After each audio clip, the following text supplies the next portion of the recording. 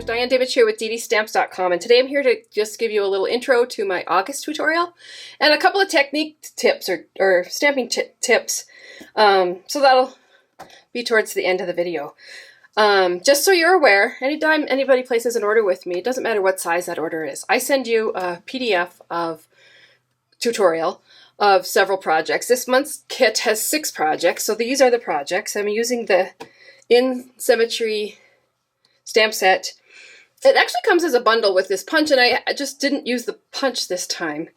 But it's a great punch. It's leaves, and they will line up and make a border if you needed one. I'm just going to quickly show you the cards that I made, and then I'm going to give you a couple tips on how I did them. So I'll show you how I did that big flower, and there's just one monochromatically. And I'm going to show you how I did this, which makes it really easy with the Stamparatus. And then one of these quilt cards, which I've seen done, and I think I've done them too, but it just seemed like this seemed the right paper to use to make one of those quilt cards. So this month's tutorial, when you place an order with me, you get the tutorial. If your order is over $50, you not only get the tutorial, but you'll get a packet of supplies to complete the projects in that tutorial. And so the packet this month will include some rhinestone embellishments, a little over a yard of this beautiful Flirty Flamingo ribbon. It's got gold going through it. I don't know if you can see that, but it's really shiny. It's really pretty. You'll get 6x6 sheets of the Designer Series paper in that suite, in the Symmetry suite. Say that 12 times. So you get these patterns, and then when you flip it over, you get these patterns. So it's a great little set. You'll also get cardstock. So you'll get Flirty Flamingo, Night of Navy, Bumblebee, Calypso, and Just Jade. And you'll also get basic white cardstock to go with that too to complete your projects. I am going to move this out of the way. The colors that I used in the tutorial, of course, are the same as the cardstock colors. Bumblebee, Just Jade, Flirty Flamingo, Calypso Coral, and Night of Navy. So let me show you a couple tips. Let me grab my Stamparatus. Well, I guess I don't need that to begin with. I'm going to start with this flower that makes... So you have this half flower bloom, which is great, but you can just use your ink and your stamp. And because it's photopolymer, you can see right where it's stamping. And so you get the first image, and then you can line this up. And I might not get it lined up perfectly because I'm kind of leaning over and trying not to get my head in there. But then you can stamp it, and you can see how you can make one big full bloom with that one stamp. So that's kind of fun. And then the next technique I want to show you is using the Stamparatus. And I don't know if you have the Stamparatus, but it is a lot of fun, and it's great for stamping. But it's especially great for this technique here. I'm going to show you how I did this card. And it certainly isn't hard. Now when I'm using my photopolymer stamps, I need to have the mat, and this actually happens to be the mat that Stampin' Up! Sells. It's a foam mat with the measurements on the top. And sometimes, because I like to stamp up in my corner, I just pop in a craft mat in there. It just gives it a little bit more cushion to make sure that I get my stamped images clear. I like to have my cardstock up in the corners because it's easy to line up every time. I always know it has to be up in the corner. So you're just going to take one of your stamps and you're going to place it onto your cardstock. And I'll pick that up. Put my cardstock back. Now most people would probably put a mat or a magnet down, but we'll see if I get tired of doing this. I'm going to ink up that stamp, make sure it's in the corner, stamp it down. Hope I get a good image. And then, as I do this, I'm just going to turn my cardstock. So when I turn my cardstock, make sure it's back up in the corner. Ink up my stamp. Stamp it down. Your placement is perfect. It's symmetric, which is exactly what this set calls for. But it makes it so simple.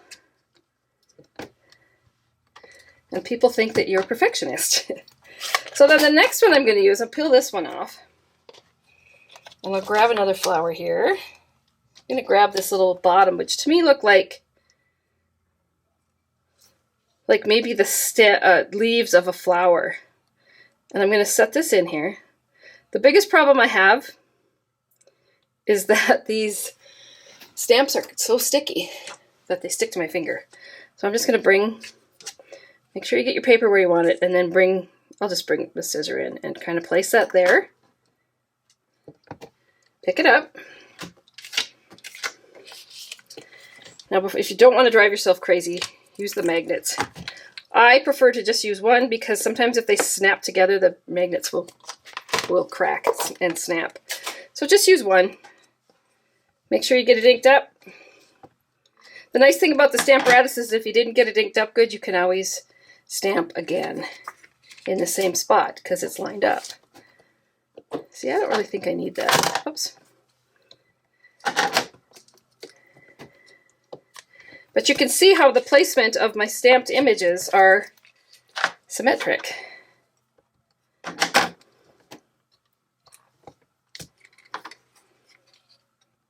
And it doesn't matter. I'm using a 3.5 by 3.5 square.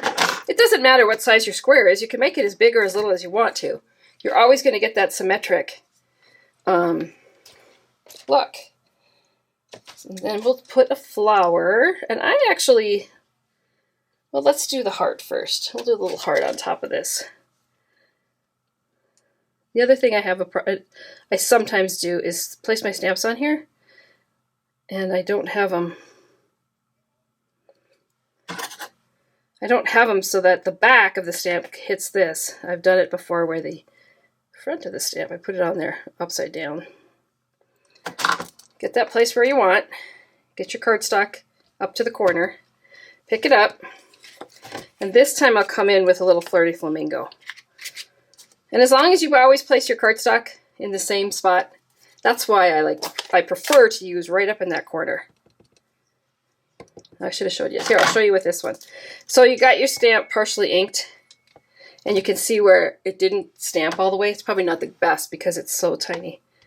But I can go back and re-ink that heart and stamp it again, and it stamps it right in the same place and makes a full, complete image.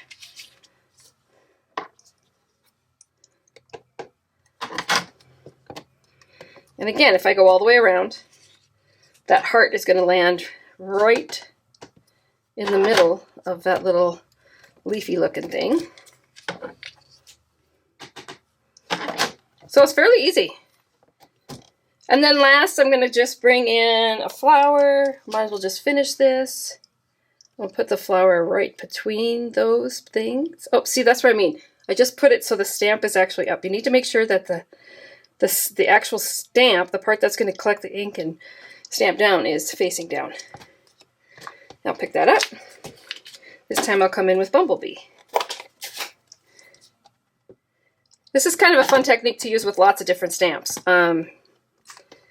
It's just really cool that you can stamp things so perfectly. Oh, I might have got this flower just a little too close together, so you can see how they're overlapping. I should have had it placed up a little bit differently, or maybe this bigger flower should have been placed, you know, farther out here. But this works. You'll get the idea. So as you can see from mine here, I actually placed this flower a little bit lower on this one. Should have been up a little higher. It's not the end of the world. It still looks cool. Anyway, that's using the Stamparatus and making those images symmetric. The tutorial this month is awesome. It's also Celebration, so a $50 order not only gets you a free stamp set out of the Celebration brochure, which that's good August and September, but it'll also get you the packet of goodies to make these cards in my tutorial. So if you haven't already done so, you may want to sign up for my newsletter at www.DDStamps.com. And happy stamping. Thanks, and I hope you have a great day.